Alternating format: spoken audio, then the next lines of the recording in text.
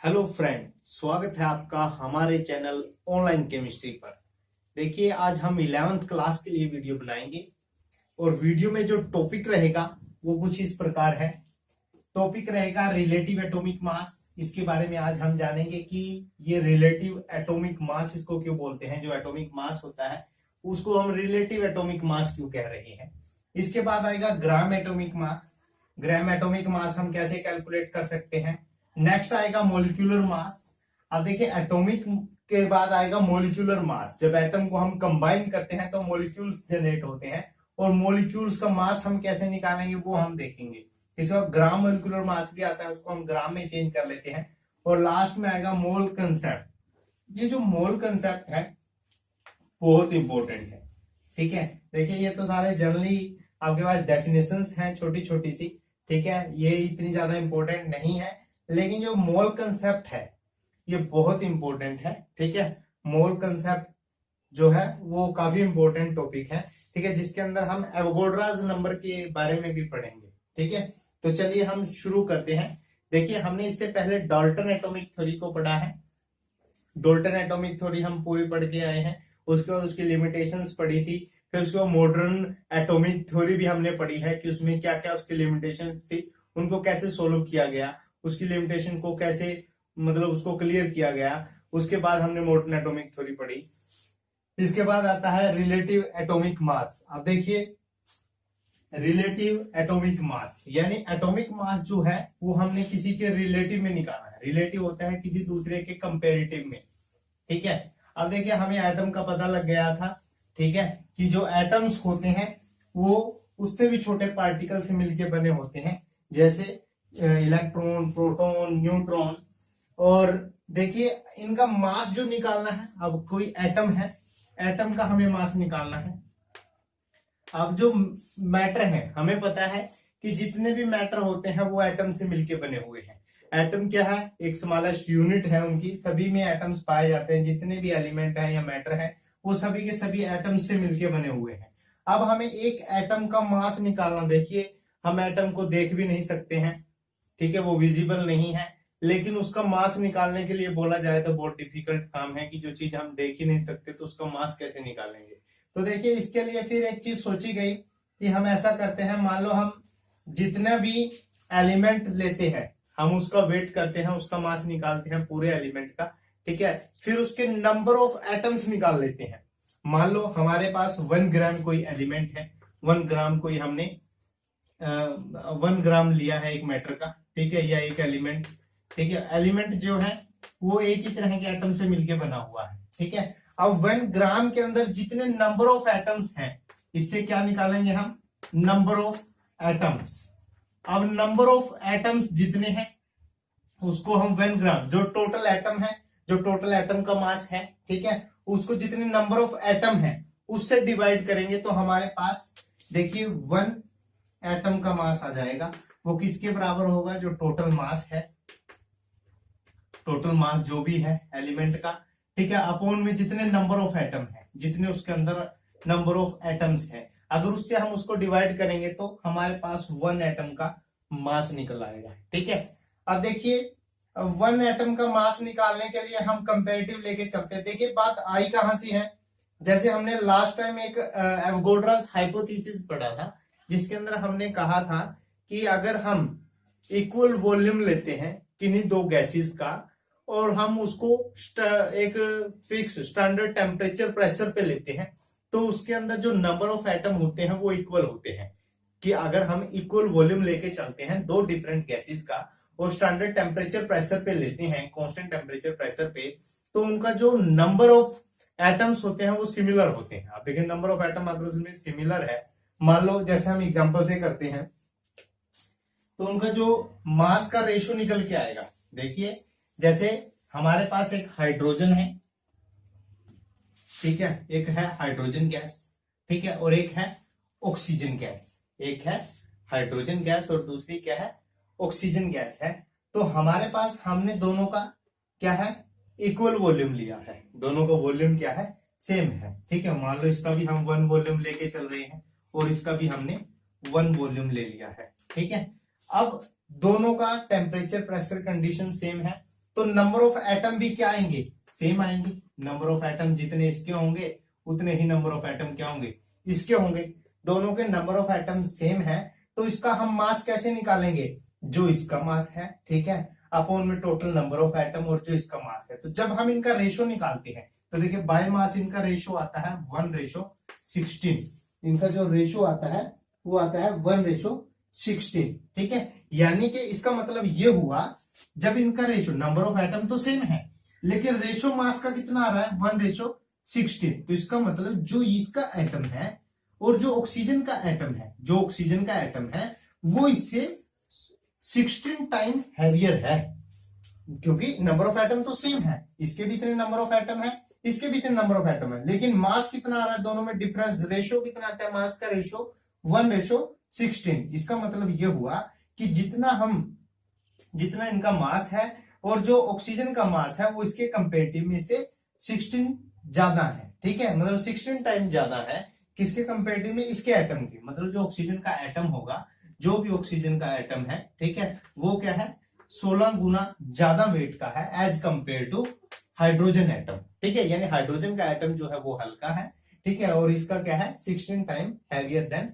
Hydrogen atom, ठीक है।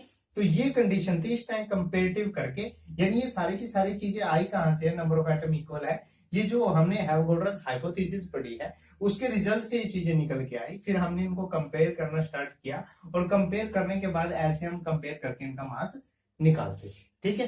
अब आता है कि एटॉमिक मास क्या होता है, इसको बोलते हैं रिलेटिव एटॉमिक मास, जो हम किसी दूसरे के रिलेशन में निकाल रहे हैं, मतलब निकालना इसका निकालना है हमें, देखिए तो इसका कितना है 16 टाइम है, ठीक है। मान लो ऑक्सीजन का निकालना है तो इसके एटम लेके चलेंगे, इसको 16 से मल्टीप्लाई कर देंगे, उतने गुना इसका आ जाएगा, ठीक है। इससे 16 टाइम हैवियर है ना ये एटम, तो इस तरह से हम एक दूसरे के रिलेटिव में जब एटॉमिक मास निकालते हैं तो इसको हम बोलते हैं रिलेटिव एटॉमिक मास, ठीक है। अब देखिए जो मास निकालने के लिए रिलेशन लिया गया वो कार्बन 12 का लिया गया, ठीक है। वैसे तो हम ऑक्सीजन और हाइड्रोजन को इनको कंबाइन करके मास तो निकालते हैं, लेकिन मास में थोड़ा सा डिफरेंस आता है, तो इसलिए जो स्टैंडर्ड लिया गया है वो कार्बन 12 का लिया गया है।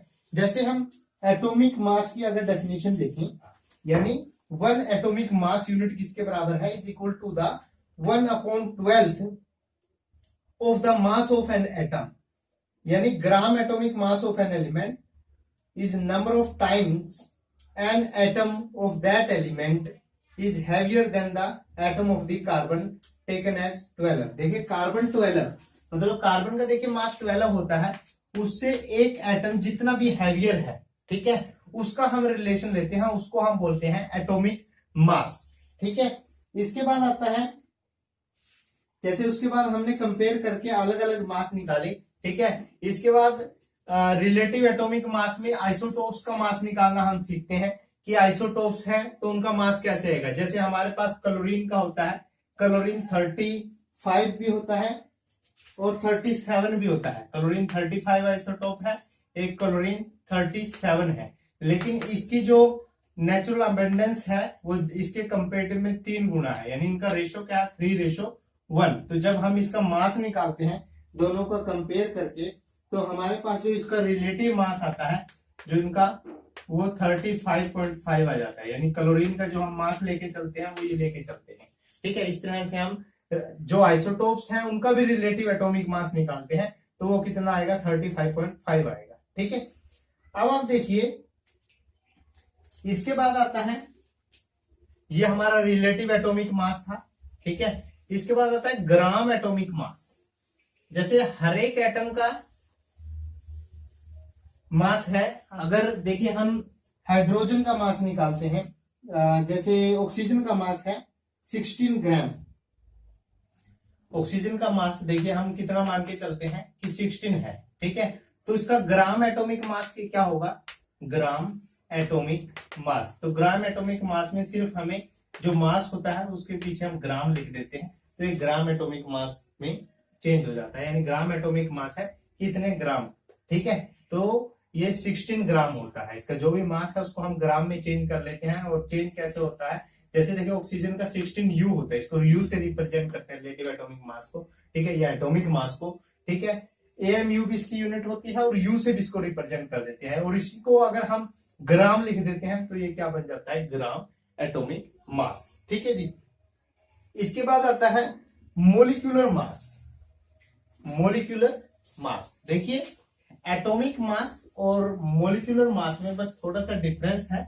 जैसे आपको पता है कि जब एटम कंबाइन होते हैं तो मोलिक्यूल बना लेते हैं, ठीक है। जैसे हमारे पास एग्जांपल दे रखा है, मॉलिक्यूल है H2SO4। H2SO4 यानी देखिए मोलिकुलर मास किसके इक्वल होता है, is the actual calculated by adding the atomic mass. जो मोलिकुलर मास है वो हम कैसे निकालते हैं, by adding the atomic mass. जो एटॉमिक मास है उसको हम ऐड कर देते हैं। जैसे यहां पर हाइड्रोजन है, हाइड्रोजन के लिए कितना होगा, 2 हाइड्रोजन है तो 2 × 1 हो जाएगा। और देखिए सल्फर के अब मास कितना होता है, 32 होता है। और ऑक्सीजन का कितना होता है, 4 × 16। तो देखिए हमारे पास जो टोटल आता है तो वो कितना आ गया है, इसको हम काउंट कर लेते हैं। 64 आ गया है प्लस 32 प्लस 2, तो देखिए 98 आ गया, ये 98.0 U। तो इसको हम क्या है, मोलिकुलर मास बोल देते हैं, ठीक है। मोलिकुलर मास में सिर्फ डिफरेंस क्या है, हमें मोलिक्यूल दिया जाएगा, उसका मास निकालना है। मोलिकुलर मास कैसे निकालते हैं, जो भी हमारे पास एटम है, जितने नंबर ऑफ एटम दिए गए हैं उनके एटॉमिक मास हम उसका एटॉमिक मास कैलकुलेट कर लेते हैं और उनको ऐड कर देते हैं, तो हमारे पास जो आता है वो मोलिकुलर मास आ गया है, ठीक है। इसके बाद एक और डेफिनेशन आती है, ग्राम मोलिकुलर मास, ठीक है। ग्राम मोलिकुलर मास क्या होता है, सिर्फ हम जो भी हमारे पास मास आता है उसके पीछे यदि हम उसको ग्राम में लिख देते हैं, उसको किस यूनिट में लिखते हैं, ग्राम में, तो ये ग्राम मोलिकुलर मास बन जाता है। जैसे ग्राम एटॉमिक मास था, जो भी हमारे पास एटम का मास होता था अगर उसको हम ग्राम में रिप्रेजेंट करते थे तो ग्राम एटॉमिक मास हो जाता था। उसी तरह ग्राम मोलिकुलर मास है, इसको भी हम ग्राम में रिप्रेजेंट करते हैं, तो ये क्या किस में चेंज हो जाता है, ग्राम मोलिकुलर मास में ये चेंज हो जाता है, ठीक है जी। अब देखिए नेक्स्ट हमारा कंसेप्ट आता है मोल कंसेप्ट। यहां तक तो छोटी छोटी डेफिनेशन थी कि एटम्स की डेफिनेशन क्या है, ठीक है। इसके बाद हमने मोलिकुलर मास पढ़ा, एटॉमिक मास पढ़ा, ठीक है, जिसको हम कार्बन 12 से कंपेयर करते हैं, ठीक है। कार्बन 12 के 1/12 एटम्स का जो मास होता है उसके कंपेरेटिव में जो एक एटम का मास है उसको हम एटॉमिक मास बोल देते हैं। इसके बाद आता है मोल कंसेप्ट। अब देखिए मोल कंसेप्ट इंपॉर्टेंट है।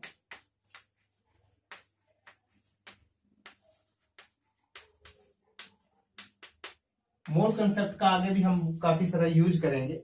अब मोल क्या होता है, देखिए जनरली जो केमिस्ट होते हैं वो जो भी एलिमेंट हम वेइंग कर रहे हैं उसको नंबर ऑफ मोल में कैलकुलेट करते हैं, यानी कितने मोल्स हम किसी एटम के ले रहे हैं, ये इसका इतना मोल किसके इक्वल होगा, ठीक है।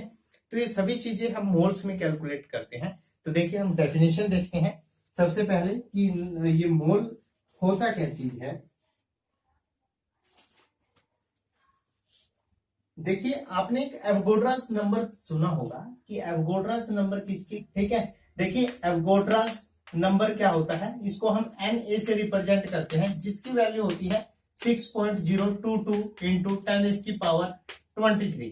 इसके अंदर हमने क्या करना है, देखिए जो 1 एवोगाड्रोस नंबर है उसकी डेफिनेशन क्या है कि 1 ग्राम एलिमेंट के अंदर 1 ग्राम यानी 6.022 इंटू 10⁻23 एटम्स होते हैं, किसके अंदर, 1 ग्राम एलिमेंट के अंदर। 1 ग्राम एलिमेंट के अंदर इतने नंबर ऑफ एटम्स होते हैं, या इसको हम ऐसे भी रिप्रेजेंट कर सकते हैं 6.022 इंटू 10⁻23 मोलिक्यूल्स इन 1 ग्राम मोलिक्यूल। 1 ग्राम मोलिक्यूल के अंदर इतने नंबर ऑफ मोलिक्यूल होते हैं, तो इसको हम क्या बोलते हैं, एवोगाड्रोस नंबर। अब आता है मोल का डेफिनेशन। देखिए मोल की डेफिनेशन हम 3 तरह से इसको रिप्रेजेंट करेंगे, इन term of mass, in term of number और इन टर्म ऑफ वॉल्यूम, ठीक है। सबसे पहला आता है इन टर्म ऑफ मास। देखिए मोल का जो डेफिनेशन है in term of mass, mole in terms of mass. Mass के टर्म्स में देखिए इसको कैसे रिप्रेजेंट करते हैं।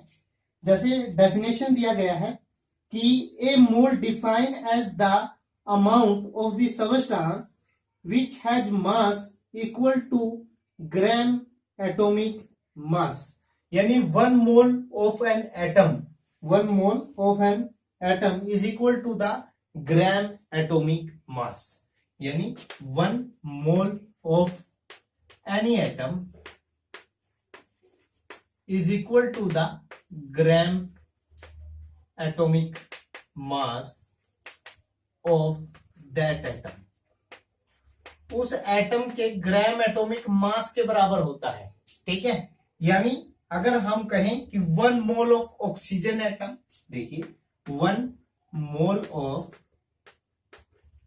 ऑक्सीजन एटम, देखिए 1 mole of oxygen atom, sorry 1 mole of, जैसे 1 mole of oxygen atom, 1 mole of oxygen atom किसके इक्वल होगा, उसका ग्राम एटॉमिक मास कितना है 16 ग्राम। कितना होगा 16 ग्राम। इसी तरह 1 मोल ऑफ कार्बन एटम अगर पूछ लिया जाए, 1 मोल ऑफ कार्बन एटम, तो कार्बन का मास कितना होता है ग्राम एटॉमिक मास, मास 12 है तो ग्राम एटॉमिक मास में बस हम ग्राम लगा देते हैं तो 12 ग्राम। ठीक है, समझ में आ गया होगा कि 1 मोल को हम कैसे रिप्रेजेंट करते हैं टर्म ऑफ मास, कि 1 mole of any atom is equal to the gram atomic mass of that atom. जो भी उसका ग्राम एटॉमिक मास होगा, gram atomic mass of that atom. ठीक है, तो देखिए 1 मोल ऑफ ऑक्सीजन 16 ग्राम के बराबर होगा और 1 मोल ऑफ कार्बन किसका होगा 12 ग्राम के बराबर होगा। ठीक है जी, तो इसका एग्जाम्पल है। इस तरह आपने इन टर्म ऑफ मास, मास को सॉरी मोल को मास की टर्म में इस प्रकार हम रिप्रेजेंट करते हैं। अब सेकंड टर्म आता है in term of number, in terms of number, कि 1 मोल का मतलब है कितने नंबर। ठीक है, इन टर्म्स ऑफ नंबर्स। देखिए इन टर्म्स ऑफ नंबर क्या कहेंगे, कहते हैं कि a mole is defined as the amount of substance which contain Avogadro's number of atom. इसका मतलब ये हुआ कि देखिए 1 mole of any element, 1 mole of any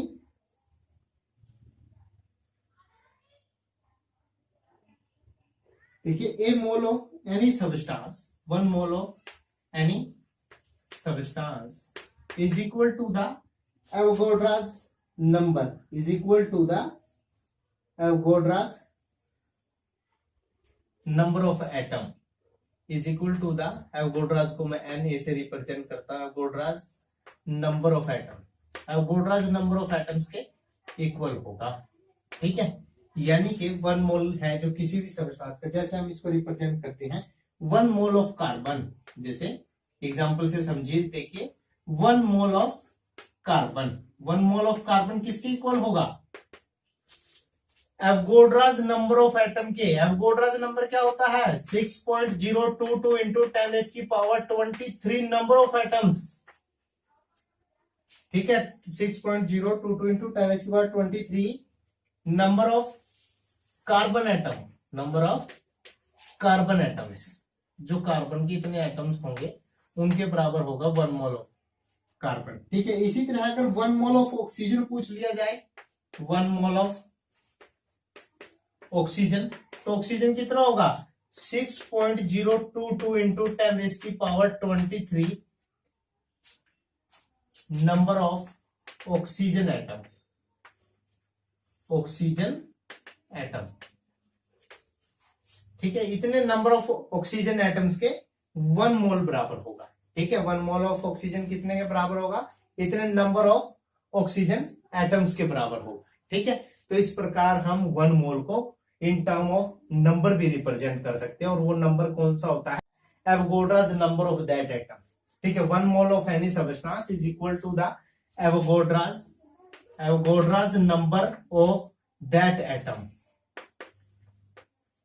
ठीक है, Avogadro's number of that atoms उनके बराबर होता है। अब नेक्स्ट आता है वॉल्यूम। नेक्स्ट आता है वॉल्यूम। देखिए वॉल्यूम के बारे में हम पहले पढ़ के आए हैं, एवोगाड्रोस हाइपोथेसिस हमने पढ़ा है, ठीक है। उसके अंदर हमने थोड़ा सा वॉल्यूम के बारे में हम पढ़ के आए कि वॉल्यूम का क्या रिलेशन होता है, या डिफरेंट गैसेज होती हैं, अगर इक्वल वॉल्यूम होता है स्टैंडर्ड तो इक्वल नंबर ऑफ एटम उनके अंदर होते हैं इन टर्म्स ऑफ वॉल्यूम। देखिए वॉल्यूम की टर्म में डेफिनेशन लिखा गया है कि in terms of gases a mole is defined as the amount of the gas which has volume of 22.4 litre of. देखिए किसी भी गैस के 22.4 लीटर के बराबर होता है 1 मोल, ठीक है। जैसे 1 mole of oxygen, 1 mole of oxygen, 1 mole of oxygen अब किसके इक्वल होगा? 22.4 litre of 22.4 litre of oxygen, oxygen, ठीक है, एट एसटीपी। एसटीपी होता है स्टैंडर्ड टेम्परेचर प्रेशर, कोई एक स्टैंडर्ड टेम्परेचर प्रेशर लेके चलेंगे उसके ऊपर होगा ये, ठीक है। यानी अगर इसी प्रकार 1 मोल ऑफ CO2 पूछता है, 1 मोल ऑफ CO2, तो ये भी किसके इक्वल होगा? 22.4 litre of CO2 eight STP, ठीक है। यानी सभी गैसेस जो 1 मोल है वो किसके इक्वल है? 22.4 लीटर ऑफ दैट गैस, ठीक है। 22.4 लीटर ऑफ उसी गैस के जिस गैस का हम 1 मोल निकाल रहे हैं, यानी 1 mole of any gas is equal to the 2.4 litre of that gas, ठीक है। ये होता है हमारा इन टर्म ऑफ वॉल्यूम। अब देखिए मोल कंसेप्ट हमने पढ़ लिया है, ठीक है। हम मोल कंसेप्ट के ऊपर हम कुछ न्यूमेरिकल सोल्व करते हैं, ठीक है। हम एक या दो न्यूमेरिकल सोल्व करते हैं और फिर हमें पता लगेगा कि 1 मोल कैसे निकालते हैं, या इतने ग्राम में कितने मोल होंगे, ठीक है। नंबर ऑफ मोल्स आपको पूछा जाएगा कि इतने ग्राम आपको कोई भी मॉलिक्यूल दिया गया है तो उसके नंबर ऑफ मोल्स फाइंड करिए, ठीक है। ये मोस्ट इंपॉर्टेंट क्वेश्चन है, ठीक है, जो आपको बार बार पूछे गए हैं या पूछे भी जाते हैं, ठीक है। जैसे फर्स्ट क्वेश्चन आता है कैलकुलेट द मास ऑफ। देखिए क्वेश्चन है calculate the mass of, calculate the mass of number 1 an atom of silver, an atom of silver, silver को हम Ag से रिप्रेजेंट करते हैं, and A molecule of carbon dioxide. Second हमने क्या बताना है? ए मोलिक्यूल ऑफ कार्बन डाइऑक्साइड। देखिए हमने मास कैलकुलेट करना है, ठीक है। अभी हम एटॉमिक मास का कंसेप्ट पढ़ के आए कि मास हम कैसे निकालते हैं। एन एटम ऑफ सिल्वर, ठीक है। सबसे पहले हमें इसका एटॉमिक मास पता होना चाहिए, ठीक है। तो देखिए एक एटम का मास हमने निकालना है, ठीक है। अब हमें पता है कि देखिए 1 mole of Ag, 1 mole of Ag किसके इक्वल होगा? हमें पता है कि 1 mole of that substance is equal to the gram atomic mass. किसके इक्वल होता है? मास के उसमें किसके इक्वल होता है? ग्राम एटॉमिक मास के, और इसका ग्राम एटॉमिक मास होता है 108 ग्राम, ठीक है। अब देखिए 1 मोल तो किसके बराबर है? 108 ग्राम के बराबर है, ठीक है। अब 1 मोल में कितने एटम होते हैं? हमने पढ़ा है ना कि 1 मोल में कितने नंबर ऑफ एटम होते हैं। 1 मोल ऑफ Ag किसके बराबर होगा? 6.022 इंटू 10⁻23 एटम्स ऑफ Ag, ठीक है। 1 मोल किसके इक्वल होता है? 6.022 into 10⁻23 atoms of Ag is equal to 108 gram, ठीक है। अब इतने नंबर ऑफ एटम्स का वेट कितना है? 108 है, 8 ग्राम है। तो एक एटम का हमें तो एक एटम का निकालना है ना, तो मास of an atom of Ag निकालेंगे। मास of 1 atom of silver, mass of 1 atom of silver या Ag। देखिए एक इतने एटमों का तो मास कितना है 108 है, तो एक एटम का मास कितना आएगा 108 अपॉन 6.022 इंटू 10⁻23। अब इसको सोल्व देखिए कैसे करना है। आपने इसको सोल्व करना है तो आप इसको ऐसे सोल्व कर सकते हैं। 108 है, ठीक है। ये जो 10⁻23 है इसको मैं ऊपर ले जाता हूं तो ऊपर जाके ये माइनस हो जाएगा, जो इसकी पावर है वो माइनस में चली जाएगी, ठीक है।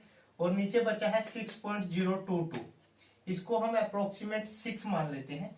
जब 6 लेके इसको हम डिवाइड करेंगे, 6 1 6 और 6 7 42, 1.7 के अप्रोक्सीमेट आता है, तो यानी 1.7 इंटू में 10⁻⁻23, ठीक है।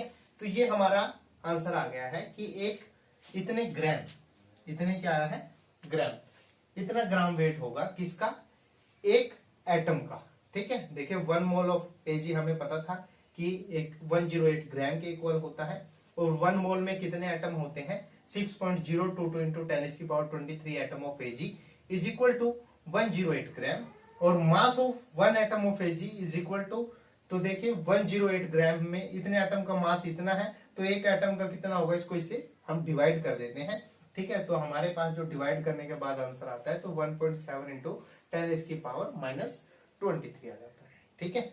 तो इस तरह से हमने इसको सोल्व करना होता है। अब हमें निकालना है, देखिए मोल कंसेप्ट का यूज, ठीक है। ये मोल में हमने सभी चीजें पढ़ी है, जो अलग अलग डेफिनेशन हम मोल्स की पढ़ के आए हैं, तो उसका यूज देखिए कितना ज्यादा है। अब नेक्स्ट आता है ए मोलिक्यूल ऑफ CO2। हमें किसका मास निकालना है, एक मोलिक्यूल का CO2 पे, ठीक है। अब देखिए पहले हम CO2 का मास निकाल लेते हैं। कार्बन का मास होता है 12, ऑक्सीजन का होता है 30, यहाँ 2 है तो 32 हो जाएगा, ठीक है। देखिए मास ऑफ एटॉमिक मास इसका हम निकाल लेते हैं, ठीक है। देखिए मोलिकुलर